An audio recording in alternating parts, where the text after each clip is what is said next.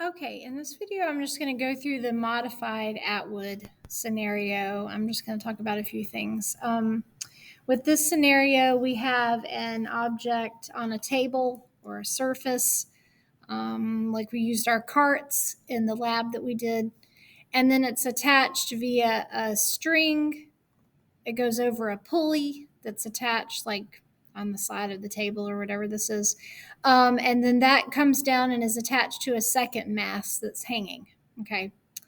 And there may or may not be friction on this surface. We'll talk in a little bit about what that means if there is. But this situation, like the other Atwood, we assume our pulley has no friction and our pulley and our string don't contribute any mass to this scenario.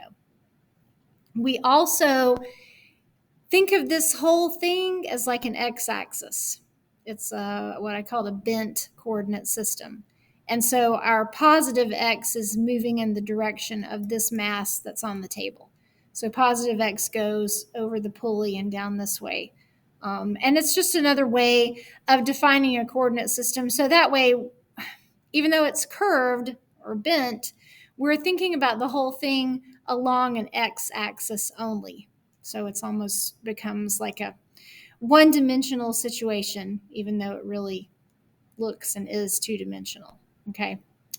So what are the forces acting on each mass?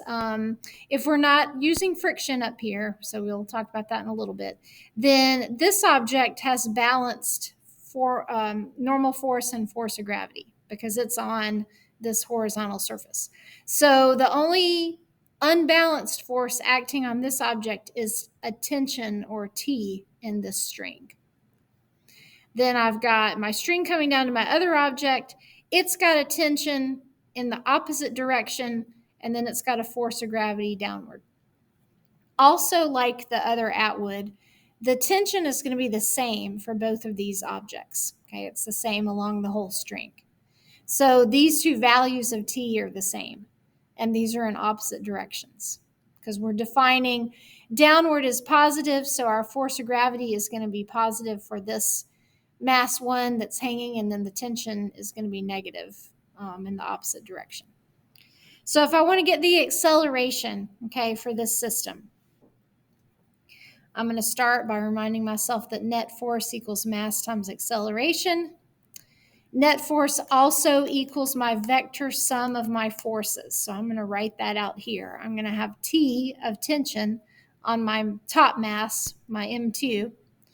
And then that's going to be minus T plus force of gravity 1 for this mass. Okay, so again, this T is positive because it's going in the positive X direction. This T is in the opposite direction, so it's going to be negative. And then force of gravity is pointing straight down. All of that equals M1 plus M2 times acceleration. Remember, if I have a system, I have to add up the masses. So I've got to add M2 and M1 here. So then these two tensions are going to cancel out. I'm left with FG1, which is the same as M1 times G, equals the sum of the masses times A. And if I solve for A, I end up with M1G divided by the masses. Really, M1G is what turns out to be the F net of my whole system. That's what's making this object move, and that's what's really making the whole system move, is the force of gravity on this object right here.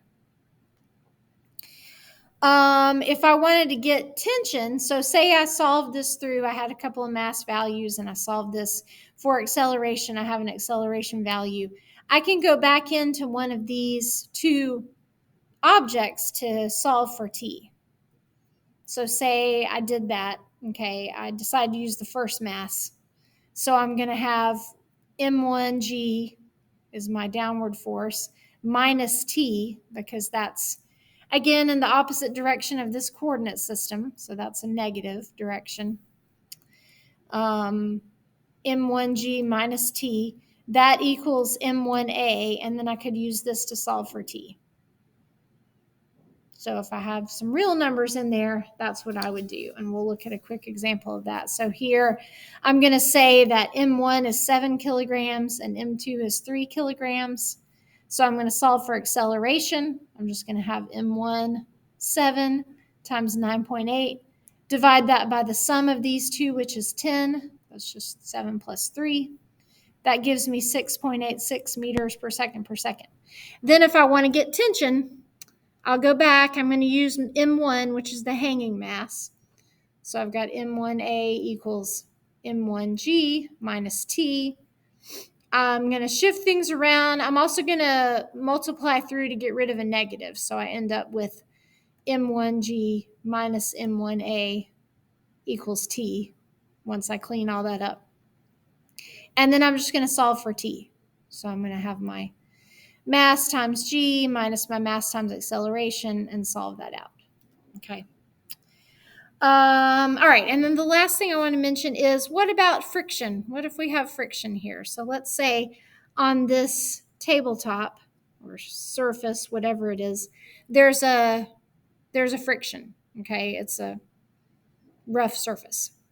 That means, okay, so I'll just kind of draw this out on the other side with friction. That means I'm going to have, on this object, I'm going to have T minus FF. Okay. And then I'm still going to have minus T plus FG1 because it doesn't change anything for this object. So I'm going to go ahead and call that M1G since that's my force of gravity for the first. And that all equals M1 plus M2 times A. My tensions still cancel each other out. So I end up with M1G minus FF divided by M1 plus M2 equals my acceleration. So friction, again, is going to take away from my overall net force. So in this case, my net force is all on that one hanging object. Here, my net force is that hanging object's force of gravity minus a friction that's really, it's really pulling back on this whole motion. Okay, so it's again opposing motion like it has been. So that's how friction changes this equation. It really just changes it to take off of the net force, and then you'd have a change to this object's net force. Okay, instead of just T, it'd be T minus FF. So, and FF, same mu times normal force as it usually is. So, okay, I think that's just a summary of the modified Atwood for you.